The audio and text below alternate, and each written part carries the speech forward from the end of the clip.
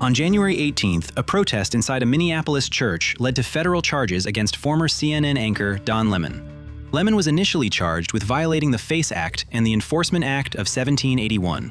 Today, you will understand what has been disclosed about Don Lemon's arrest, how the case intersects with religious freedom and press rights, and why it now sits at the center of a broader cultural and political debate. We will examine the facts, the laws, the competing narratives surrounding this case, and the Department of Justice's position, according to available reports, court documents, and public statements. Because, as always, the details matter.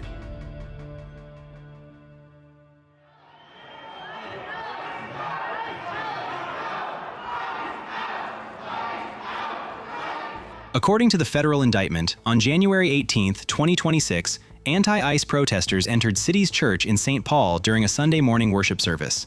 According to PBS, the protesters chanted, "ICE out," and "Justice for Renee," confronting congregants over alleged ties to an ICE official who serves as a pastor at the church. Former CNN anchor Don Lemon was present, where he live-streamed the event. In his footage, Lemon can be heard saying, "We're not part of the activists, but we're here just reporting on them," while waiting at the front of the church.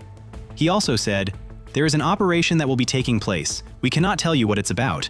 Prosecutors allege that the protest disrupted worship and left children in the congregation visibly upset. Lemon denies any participation as a protester. So we have two competing narratives. The Department of Justice claims involvement. Lemon claims he was reporting. The courts will decide. But first, let's run down the timeline of the event.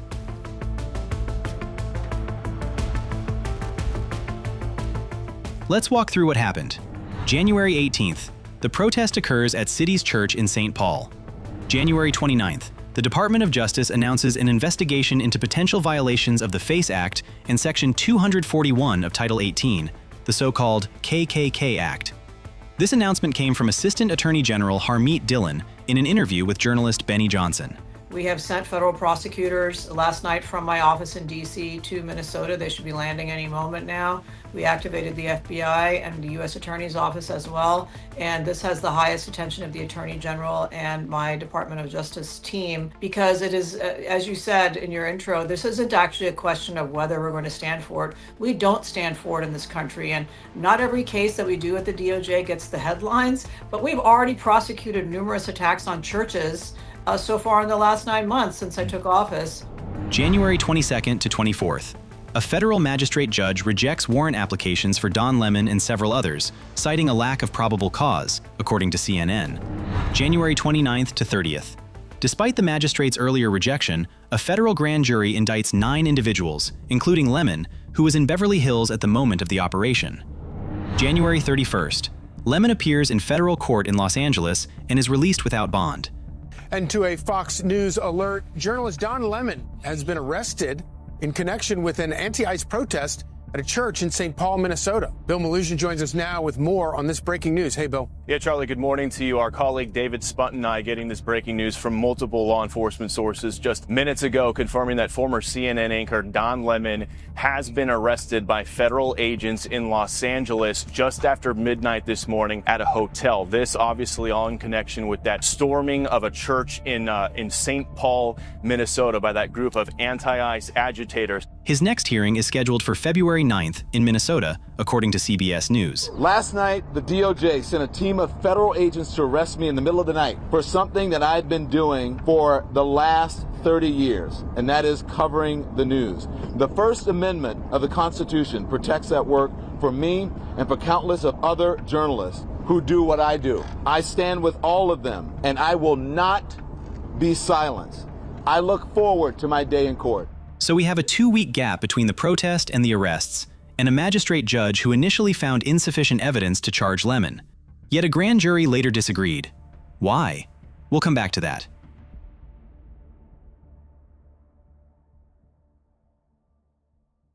To understand this case, you need to understand 2 federal laws that are being activated against Lemon: the KKK Act and the FACE Act.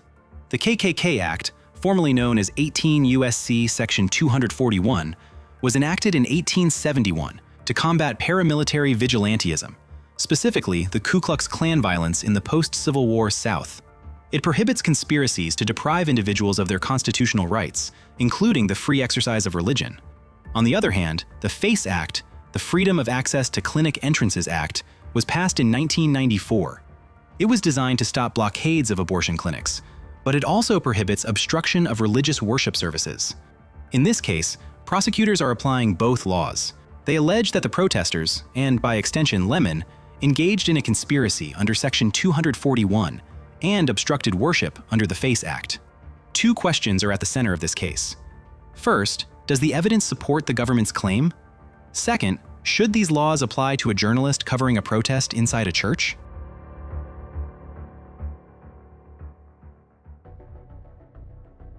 So why did the government pursue these charges? According to Deputy Attorney General Todd Blanche, Don Lemon was part of the planning of the protest. Blanche stated, "It doesn't matter if you think you're peacefully protesting. You are not allowed to do that." Attorney General Pam Bondi went further, calling the incident a coordinated attack. The indictment, as reported by PBS, charges Lemon under Section 241 for conspiracy to deprive the congregation of their right to worship, and under the FACE Act for obstruction of that worship. But Lemon denies any planning role. In his YouTube video statement, he insists he had no prior knowledge of the protest, no coordination with the activists, and was present only to document a story. So we have competing claims. The government says, conspiracy. Lemon says, journalism.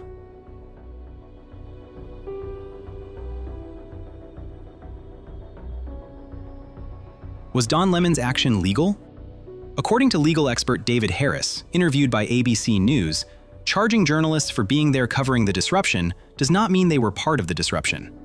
Yet, proving that Lemon conspired, rather than simply reported, is the key legal hurdle for prosecutors. And remember, a federal magistrate judge initially found no probable cause to charge Lemon. Yet a grand jury disagreed. Now, let's talk about journalistic obligations.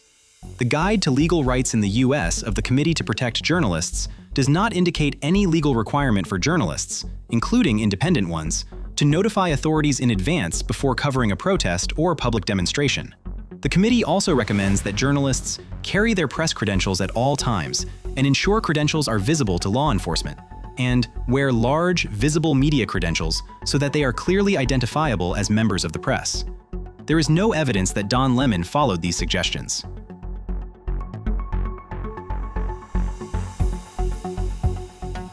So let's ask, what obligations do reporters have in situations like this? According to the Reporters Committee for Freedom of the Press, journalists must comply with lawful police orders and avoid actively participating in illegal activities. But there is no requirement to notify authorities in advance of coverage. At the time of the incident at City's Church in St. Paul, Minnesota, Don Lemon was operating as an independent journalist.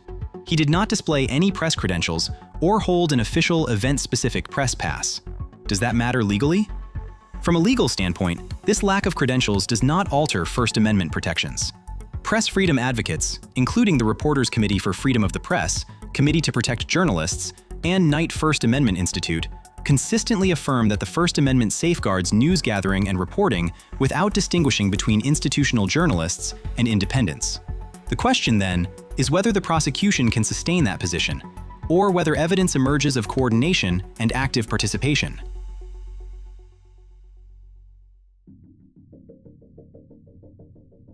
This case has ignited fierce political debate. Why? Because the FACE Act, historically, has been used overwhelmingly against anti-abortion protesters, not against demonstrators on the political left. Representative Marjorie Taylor Greene defended Lemon's arrest and said this. I'm going to say he violated the FACE Act. He went into a church, disrupted their worship, and then later in an interview compared them to white supremacists. That's not journalism. That's activism. I had an experience with Don Lemon. But does it warrant getting arrested? Disrupting a worship service, stopping people's right to worship God, that is violation of the FACE Act. And under the Biden administration, pro-lifers were sent to prison up to 11 years for praying in front of an abortion clinic, and they were convicted under the FACE Act. So I don't think that's journalism. That's not First Amendment, going in and harassing people in the middle of church. But Congresswoman Ilhan Omar criticized the arrest on her X profile. Meanwhile, groups like the Foundation for Individual Rights and Expression, FIRE, have raised First Amendment concerns, according to their published analysis. They argue that the FACE Act, while content neutral on its face, risks being applied selectively based on political considerations. So this case has become a litmus test. Do you support equal enforcement of the law, even when it affects someone on your ideological side? Or do you believe the law itself is being weaponized?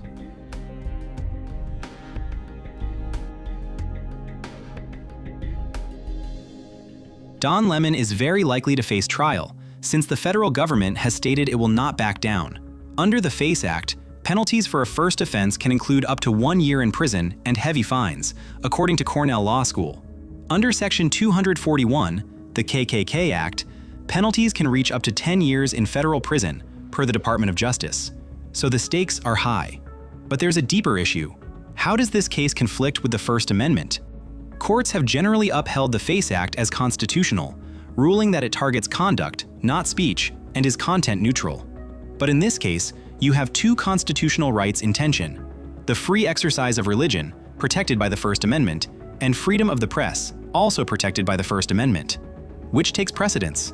According to former Senate Judiciary Committee Chief Counsel nominee Mike Davis, free exercise of religion under the First Amendment takes priority over rights to protest or the press, as the protesters' actions interfered with worshipers' rights to worship freely on private property, and such misconduct is not protected speech. That's what the trial must determine. February 9th will be a consequential moment in this case, and potentially for the First Amendment. What happens next depends on the evidence. If prosecutors present compelling new evidence showing that Don Lemon knowingly participated in the protest, and he is nevertheless acquitted, the outcome could weaken protections for the free exercise of religion, signaling that disruptions of worship may carry little legal consequence. If, on the other hand, no such evidence emerges and Lemon is convicted, the implications would fall in the opposite direction, raising serious concerns about the boundaries of press freedom and the criminalization of news gathering. The court's task is not to choose between political sides, but to weigh evidence, apply the law, and draw a clear line between participation and reporting. That line, once drawn, will matter well beyond this case. What do you think? Let us know your opinion in the comments section.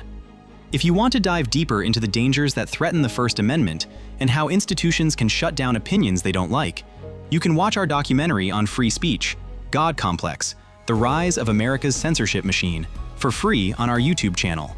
And since you stayed until the very end, we have a gift for you. Click the link in the description or scan the QR code and register to get a free ebook about our investigation of the American censorship machine. Thank you, and see you soon.